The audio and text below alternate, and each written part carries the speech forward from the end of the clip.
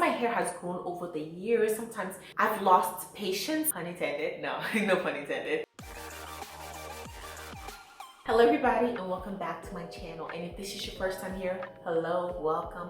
This is Essential Patience and I am Patience, and in today's video I'll be talking about things that negatively impacted my natural hair journey. Along the way I've learned a lot, but there have been mistakes that I have made, so today I'll be reflecting on some of the things that I did wrong. Maybe you can relate to this. Maybe it's a mistake that you were gonna make. Hopefully by watching this video you'll be able to skip that step and move on to bigger and better things with your hair journey and not have to go through all the mistakes that I did. We learn and then we do better, and then we share that knowledge for others to do better and not have to learn from experience. But before I get straight into the stuff, remember to like this video, subscribe to my channel if you haven't already, and ring the notification bell so that you'll be notified every time I post a video. So let's get straight into this list of mistakes that I made during my hair journey that hopefully you are not making or you will skip right over. And the first one is not using a bonnet at the very beginning of my natural hair journey. So when I started growing my hair in August of 2018, I have a whole video on my entire hair journey up till this summer. Check it out. But as I decided to start growing my hair, I didn't really know much, and one of those things was definitely how to take care of my hair at night. So during my wash days, I'll of course wash my hair, do my whole hair care routine, and at night I would just go to bed, and I did not even think about, wow, like should I be protecting my hair at night? And then when I wake up it's kind of messy. Luckily, about probably less than a year into the journey, I decided to do some research, and then I found that a silk satin bonnet would do. I've been using that ever since. Bonnets are must have, unless you have like a silk satin pillowcase. Definitely protect your hair at night, otherwise you're leaving your hair prone to breakage. You need just like lint in your hair, because sometimes lint comes off the pillowcases, so you definitely want to avoid that getting stuck in your hair. But then also, if you don't put a silk or satin or some sort of scarf on, you will end up with tangled hair the next day. So that's something that you can also avoid just by using a bonnet. And not just for natural, but practically for any other hair type. Get yourself a bonnet if you don't already have one. Another thing that I did that was not so great was wrongly using heat during my natural hair journey. So the past few years, I've only been using heat twice a year. When I was going through that process before I got there, I was trying to incorporate heat into my natural hair routine. For some reason I thought I was gonna blow dry my hair every 2 weeks because I saw that some people were doing it online. Thank God I didn't do that, but I still used heat the wrong way. I've never been able to get the best blowout, but there were times where I did mistakes like not sectioning my hair and trying to blow dry, because I saw people who would blow dry their hair without sectioning it, and my hair can't do that. Like I can't barely comb my hair without sectioning it in its natural state. So I definitely need to section it if I need to blow dry it. That was something that I just didn't learn for the first couple of times, and it just made it very difficult. I remember the first time I tried to blow dry my hair on my own, it was unsuccessful, so bad. Like I couldn't even finish. I had the comb attachments, I was trying to go through it, it wasn't great, and there's still been a few mistakes here and there along the way. There were times where I forgot to use heat protectant, but it wasn't like intentionally foregoing it. I think the first time I didn't know about heat protectant. After that, I definitely got into researching it. Currently, I just don't use a lot of heat, and I don't see myself in the near future using on a monthly basis or every other month. I like to use sparingly. If you are doing your hair the wrong way with heat, you're risking damage, not just heat damage, but also more seriously, like if you're using a flat iron, you can burn your scalp. So it can get serious. Make sure you know how to use the tools and what type of products will help mitigate some of the risks that your hair takes once it's being put under so much heat. Right at the time that you do it, and don't overdo it. I know sometimes people will get a silk press and then they will like retouch up. I've done a silk press 3 times and I've never done a touch up, honestly, because I don't even own a flat iron. So how am I gonna do that? The next one was not getting a professional trim every year. So the first year of my hair growth, I definitely went and got my hair blown out and then got a professional trim. But then the next year, in 2020, obviously the pandemic was happening. I was not risking going to the salon, and it took another year and I still did not go. So it took me almost like 2.5 years before I went and got another professional trim.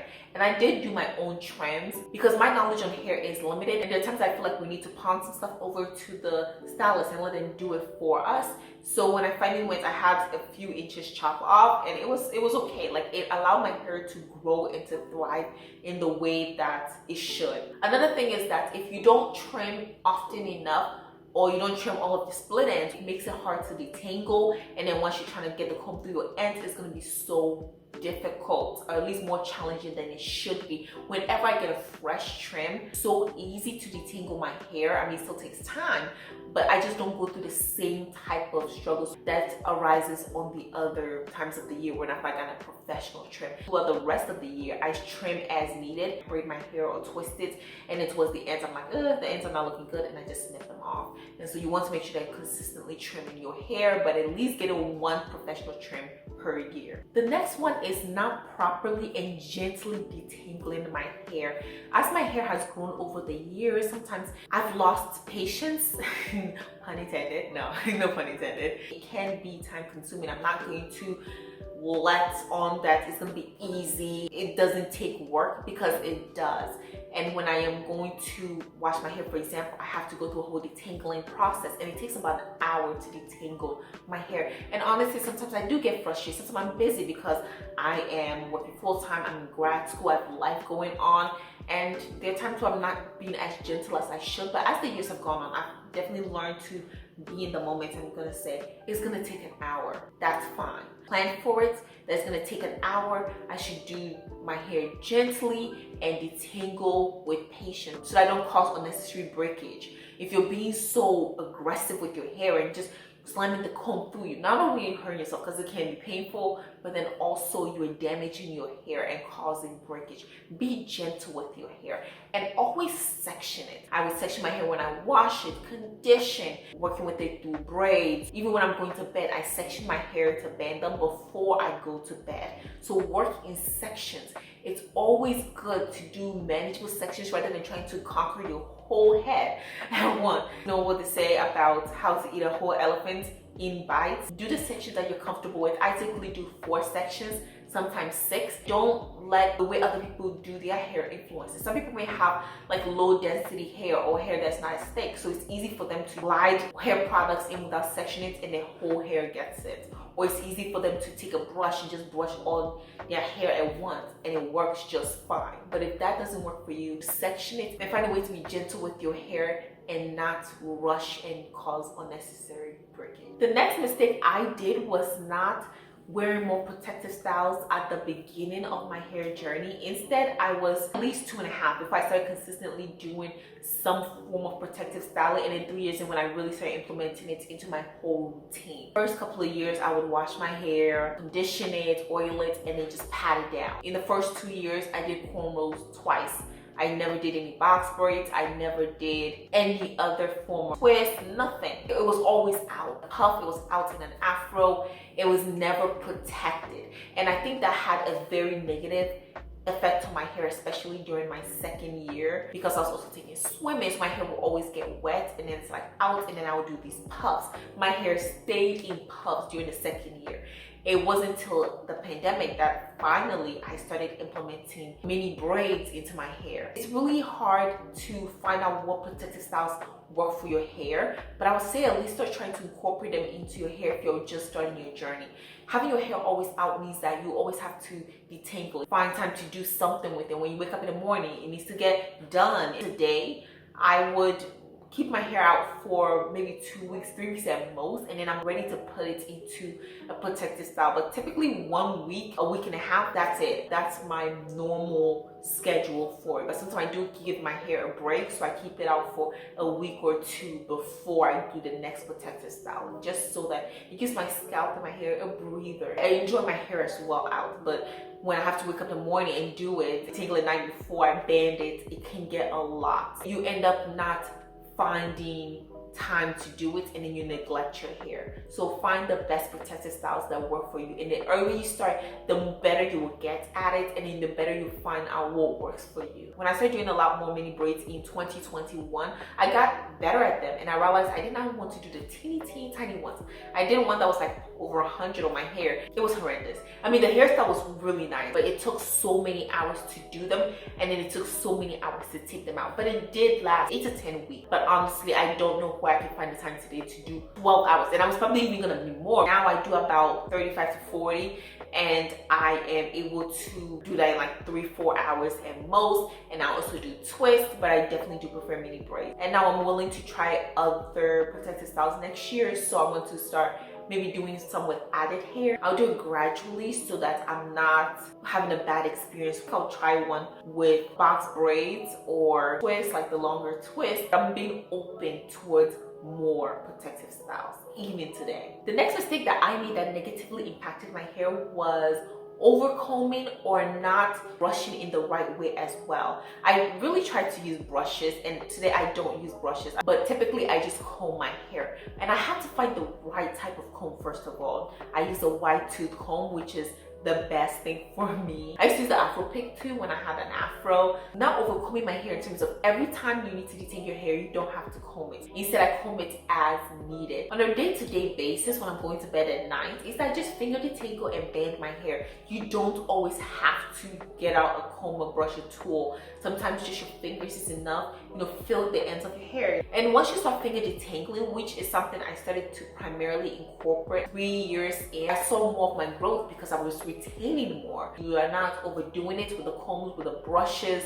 Always make sure that you are listening to your hair and feeling for your hair afterwards. And one of the ways that I now do it is that when I detangle my hair outside of the shower, when I shampoo and deep condition, I don't use any tools in there because my hair is already just got detangled. And when I come out, depending on what style I'm doing. The next mistake I did was trying to force my hair to accept hair oil on the scalp. Hair oils are wonderful. I love a good hair oil, and I have a video making my own combination where I added a bunch of hair oils, and I still use it. But on my scalp, absolutely not. I see people taking all the time like drops of oil and just going across. Good for them. My hair cannot take it. Some people, they say their scalp loves it and it feels better, and great. For me, it might feel better that moment, but then a few days later, I'm just going to feel like a whole bunch of buildup, like my pores have been clogged and I need to wash my hair immediately. It does not feel good. If you're the type of person that doesn't feel right with it either, do not force yourself to try and do that. Your hair can perfectly grow and thrive without you pouring a ton of oil on your scalp. As you can see, my hair has thrived, especially if it's a thick oil. Definitely not. So don't try to force your scalp to accept oils if it just doesn't like it. And the 8th mistake is one that I definitely did not think about till much later, which is keeping my hair stretched. At the beginning, I barely knew my hair could stretch. I knew there was shrinkage, but I didn't know how to stretch my hair, especially without heat. But once I started learning how to stretch my hair properly, the length retention went crazy. Each year I retain more and more length than previously when I just started growing my hair, because I'm learning more. And keeping your hair stretched, as you can see, my hair is currently stretched. Now with heat, I've been using the bands. I live in Michigan, that's the first time I banded my hair. I can do this, and this is how I'm able to sleep at night in bands and then wake up, just take out my hair, and my hair is nice and stretched. So I detangled my hair. I used the tool. I used that hair cream mixture on my hair, detangled it, banded it, and then this morning when I woke up, my hair was ready to go. When your hair is stretched, there's less likelihood for it to get tangled, matted, less likely for your hair to get into all the knots and the struggle to take them out. My hair is barely ever in its shrunken state. I always try to keep it stretched because it makes it easy to detangle. It makes it easier to do a style. It makes it easier overall just to work with your hair. So if you don't already, keep your hair in a stretched state. The next mistake I made was stressing my hair way too much. Sometimes trying to get my hair to conform to something, trying to get my hair to look a certain way, trying to get into a style that I liked and I saw online. Stressing your hair out way too much does not contribute to good hair growth and retention. You need to lower your stress levels in order to retain length and to really promote hair growth and hair retention. but definitely even with your hair, making sure that the styles are not too tight. I used to get cornrows, and one of the reasons why I don't get cornrows anymore is because they would typically braid out my baby hairs or my edges, and I would feel a lot of tension at the perimeters of my hair, not just in the front but also in the back. It's really hard when your hair is undergoing so much stress. But I don't know how to cornrow. Instead, I go to the salon and they cornrow it for me. I've decided to just take more charge of my hair and put less stress on it. Be sure to be gentle and find the things that will work for your hair rather than trying to force it to look a certain way. And the last but absolutely not the least mistake I used to do was keeping my hand in my hair all the time. When I'm nervous, I'm like doing this, braid a piece of my hair since I'm like being class, and then I'm like paying attention, but just as something to do, I would take a piece of hair from here and I would start braiding it. And I wasn't even trying to braid my entire hair in the first place, but it's just something I would do just because. And learning how to keep my hands out of my hair has been a great thing. And this is easier to do when you have a protective style. You're minimizing breakage rather than putting your hands in your hair all the time and causing breakage. So these are so many mistakes that I made, but I've learned from them. And as you can see, a lot of these mistakes I did in the first 2 years. The last 3, I've been able to consistently do better with my hairstyles and with my hair routine. It's definitely worked for me. My hair has increased in volume, in length, and I really, really love where it is going. So with that, I bring this video to an end. Thank you so much for watching this video. Let me know in the comment section, what mistakes have you made on your hair journey? I'll definitely be reading and responding to all of the comments. But also be sure to like this video, subscribe to my channel if you haven't already. Send this video to somebody you think it would be helpful towards. I put 2 videos a week on Tuesdays and Fridays. Thank you so much, and I'll see you in the next one. Bye.